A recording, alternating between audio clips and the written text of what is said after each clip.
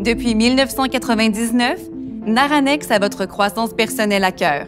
Que ce soit à travers nos différentes conférences, nos retraites d'employés ou nos exercices de cohésion d'équipe, nous permettons à nos clients d'établir un dialogue avec leur bien-être. Pour notre 25e anniversaire, nous innoverons avec un projet pilote très spécial permettant à tous et chacun de bénéficier de ce renforcement positif dans le confort de leur maison.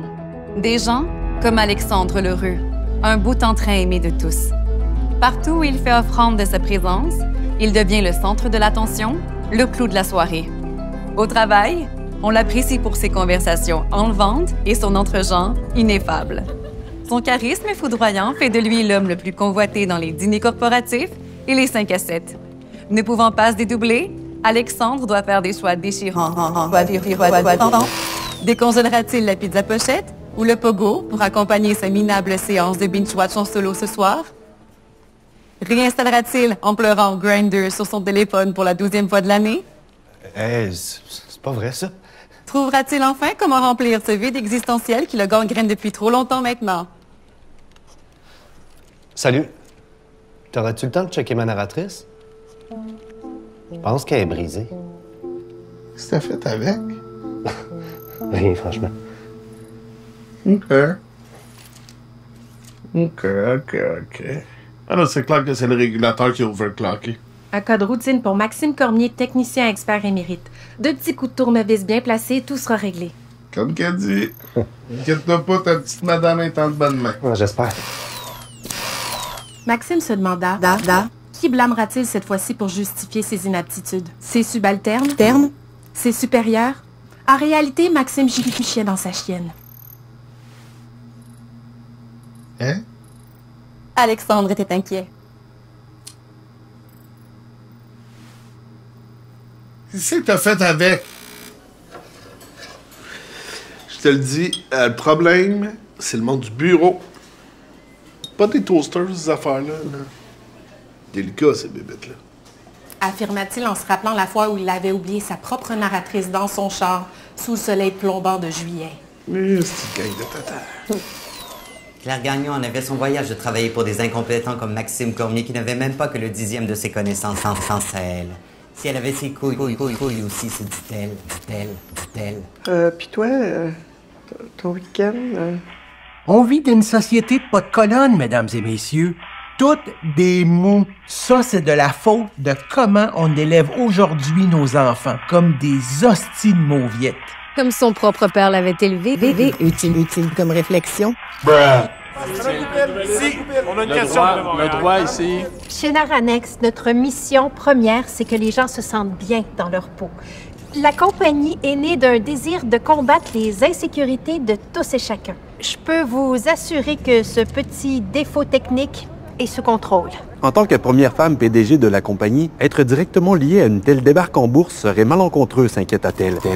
Peux-tu fermer la boîte, lui? Déjà qu'il se sentait seul, le monde d'Alexandre s'écroulait, maintenant qu'il se retrouvait en plus à être détesté, haï, exécré, abhorré. Maxime savait que ses jours étaient comptés chez Naranex. Son incompétence serait révélée au grand parent. Je pense que t'as pas le bon tournevis. Je sais que j'ai pas le bon tournevis. Excuse.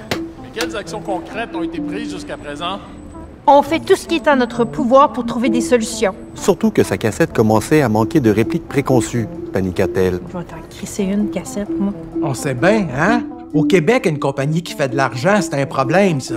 Les gauchistes, ils veulent juste qu'on soit tous pauvres puis misérables comme eux autres. Fait qu'ils fabriquent des fausses crises pour les couler. Fabriqua-t-il comme crise? Question de ne pas perdre ses clics ou sa commandite. Alexandre se répétait le même mantra mental.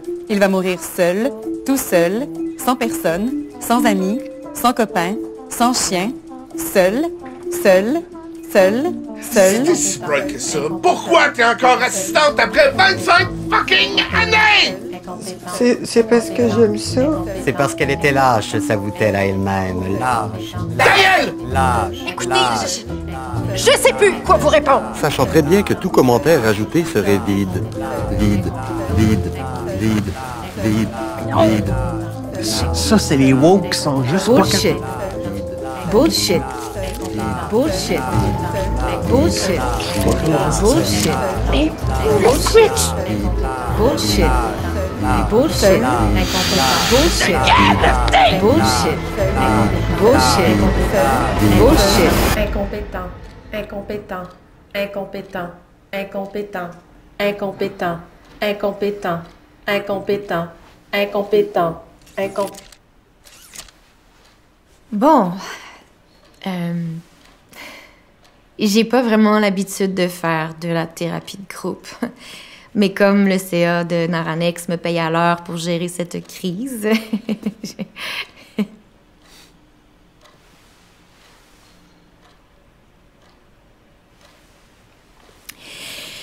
Est-ce que quelqu'un voudrait briser la glace? Personne? C'est-tu parce que vous avez peur que vos narrateurs révèlent... C'était exactement ça, se dire-t-il.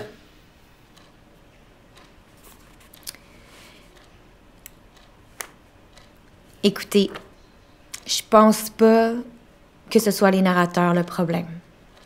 Clairement, vous êtes embarqués dans le programme de façon consentante pour essayer de contrôler certaines de vos insécurités. Et là, votre narrateur est en train de vous dire « Hey, camarade, tu trouves pas que tu surfoules un petit peu trop? »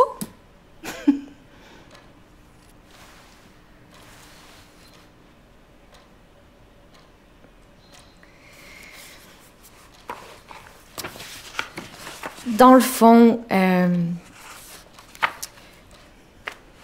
c'est important d'écouter son narrateur. C'est un outil nécessaire qui existe pour vous permettre d'avancer dans un cheminement personnel et spirituel. Si votre narrateur est aussi direct avec vous, c'est qu'il considère que vous êtes assez avancé dans votre évolution. Après ça, c'est votre responsabilité de faire face à cette nouvelle réalité.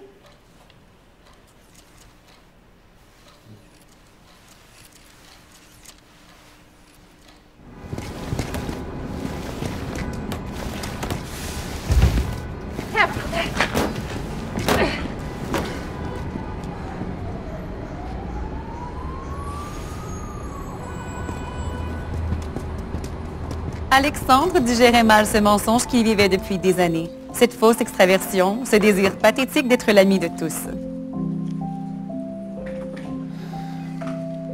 Ceci dit, il avait aussi toujours trouvé ses collègues plates et un peu cons.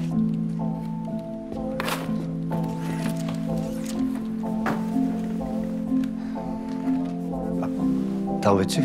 Pour quelqu'un qui doit accepter qu'il peut être heureux seul, Alexandre se disait qu'apprendre à cuisiner devait devenir une priorité. T'aurais pu dire non.